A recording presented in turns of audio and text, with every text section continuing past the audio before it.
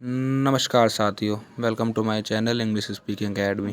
बीच में थोड़ा सा गैप हो गया, थोड़ी सी दिवाली की छुट्टियों में मैं वीडियो नहीं बना पाया था। तो आज का जो वीडियो है मैं वॉइस रिकॉर्डिंग ही कर रहा हूँ, क्योंकि छोटा सा वीडियो मुझे बनाना था। देखो, मैंने सर्च करा तो कॉमन मिस्टेक्स कुछ निकली हैं। इंग्लिश सीखना तो सभी चाहते हैं, पर ये जो मिस्टेक्स है सभी कर रहे हैं, कॉमन है सब में।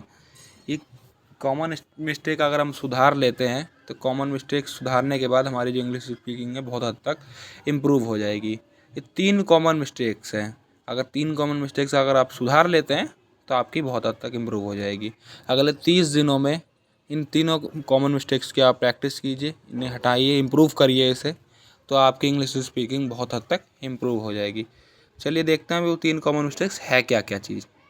पहला, देखिए, इंग्लिश लर्निंग में 4 चीज़ें होती हैं, 4 इसके पिलर होते हैं।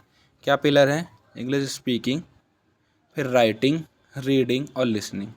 अगर हमें इंग्लिश स्पीकिंग सीखनी है तो इन चारों पिलर्स का हेल्प लेनी पड़ेगी। तो टिप नंबर 1 क्या है, कॉमन मिस्टेक नंबर 1 क्या है कि हमें इंग्लिश रीडिंग करनी पड़ेगी।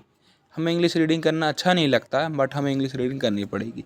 इंग्लिश रीडिंग से क्या होगा, आपकी वोकेबलरी इंप्रूव होंगी, आपकी नॉलेज इंप्रूव होगी, आपकी जो फ्लुएंसी है वो इंप्रूव होगी, आपका जो कॉन्फिडेंस है वो इंप्रूव होगा। बताइए, अगर इतनी सारी चीज़ आपकी इंप्रूव हो रही हैं तो वह चीज़ आप क्यों नहीं कर रहे हैं?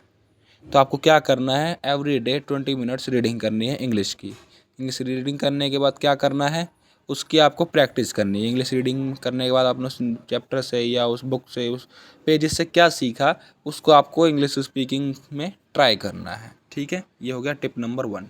टिप नंबर 2 क्या है, कॉमन मिस्टेक्स नंबर 2 क्या है, वो है लिसनिंग। हम सुनना भी नहीं चाहते इंग्लिश। हम हिंदी तो बड़ी अच्छे यहाँ तक कि हमें हिंदी में तो गालियाँ भी अच्छी लगती हैं। और अभी तक मेरा चैनल सब्सक्राइब नहीं करा है, प्लीज़ सब्सक्राइब माय चैनल। तो हमें हिंदी में तो गालियाँ भी अच्छी लगती हैं, पर इंग्लिश स्पीकिंग की जब बात आती है तो हम इंग्लिश स्पीकिंग सुनना नहीं चाहते हैं। इंग्लिश स्पीकिंग हम अंडरस्टैंड नहीं कर पाते हैं। अरे भैया, जब तक इंग्लिश स्पीकिंग सुनोगे नहीं तो अंडरस्टैंड कब तक होगा?